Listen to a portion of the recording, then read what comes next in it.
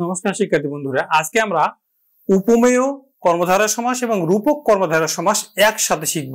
আমরা বেসিক শিখব এবং সেই সাথে টেকনিকও শিখব, যাতে করে দ্রুত আমরা সমাসগুলো নির্ণয় করতে পারি। প্রিয় শিক্ষার্থী বন্ধু, উপমি যদি আমরা তটা বাদ দিই তাহলে উপমি মানে হচ্ছে মিথ্যা জিনিস।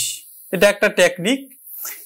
মিথ্যা যদি হয় তাহলে সেটা কিন্তু উপমিত কর্মধারয় সমাস। এখন বেসিকটা হলো যে পূর্বপদ হচ্ছে বিশেষ্য, পরপদও বিশেষ্য। তাহলে পুরুষ সিংহের ন্যায়, এই যে সিংহটা হচ্ছে উপমান। আমরা পুরুষ সিংহের ন্যায়, পুরুষ সিংহ আমরা কার সঙ্গে তুলনা করতেছি? সিংহের সাথে। তাহলে সিংহ হচ্ছে উপমান, আর কাকে তুলনা করতেছি? পুরুষ। পুরুষ হচ্ছে উপমেয়। পুরুষ সিংহের ন্যায়, পুরুষ সিংহ মিথ্যা জিনিস, উপমেয় বা উপমিত। কর কমলের ন্যায়, কর পল্লবীর ন্যায়। কর মানে হাত, পল্লব মানে পাতা, কখনই হতে পারে না। চরণ কমলের ন্যায় মিথ্যা জিনিস, উপমিত। চরণ পদ্মের ন্যায় মিথ্যা জিনিস, উপমিত। নয়ন কমলের ন্যায় মিথ্যা জিনিস, নয়ন মানে চোখ, চরণ মানে পা, আখি মানে চোখ। পদ্মের ন্যায়, পদ্ম, আখি পদ্ম মিথ্যা জিনিস। তার মানে এগুলো হচ্ছে উপমিত কর্মধারায় সমাস। এখন দেখো, রূপক কর্মধারায় সমাসের কিন্তু বেসিক হচ্ছে মনটা হচ্ছে বিশেষ্য, মাঝিটাও কিন্তু বিশেষ্য। কিন্তু এখানে দুইয়ের মধ্যে কিন্তু অভেদ কল্পনা করা হয়েছে। দুইয়ের মধ্যে অভেদ কল্পনা করা হয়েছে।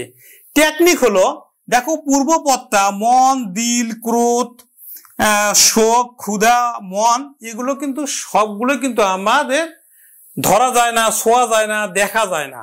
শুধু আমরা কি করতে পারি? অনুভব করতে পারি। তাহলে পূর্বপদে যদি এরকম থাকে, ধরা যায় না, ছোঁয়া যায় না, দেখা যায় না, তাহলে কিন্তু সেটা রূপক কর্মধারয় সমাস।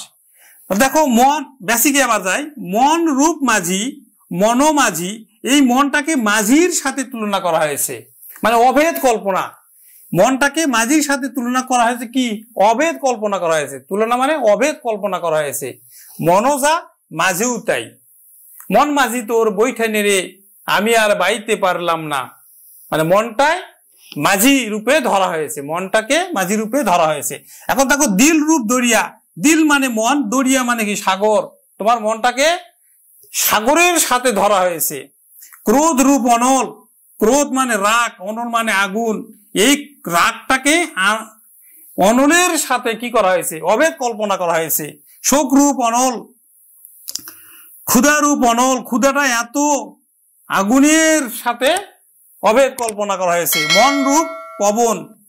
মনটাকে পবনের সাথে কি করা হয়েছে? অভেদ কল্পনা করা হয়েছে। অর্থাৎ মনটা দেখো এখানে আছে, আবার কোথায় উড়ে গেল, আবার ফিরে এলো। এই মনটাকে পবনের সাথে তুলনা করা হয়েছে। তাহলে এখন টেকনিকটা হলো রূপক। পূর্বপদ যদি দেখা যাবে না, ধরা যাবে না, ছোঁয়া যাবে না, শুধু অনুভব করা যাবে, তাহলে সেটি রূপক কর্মধারয় সমাস। আর উপমিত কর্মধারয় সমাস হচ্ছে মিথ্যা জিনিস, তাহলে সেটি হচ্ছে উপমিত কর্মধারয় সমাস। প্রিয় শিক্ষার্থী বন্ধু, আমার ক্লাসগুলো কেমন লাগছে? লাইক, কমেন্টসের মাধ্যমে আমাকে জানালে আমি খুশি হতাম। প্রিয় শিক্ষার্থী, পরবর্তী ক্লাসের আমন্ত্রণ জানিয়ে আজকের ক্লাস এখানে শেষ করছি।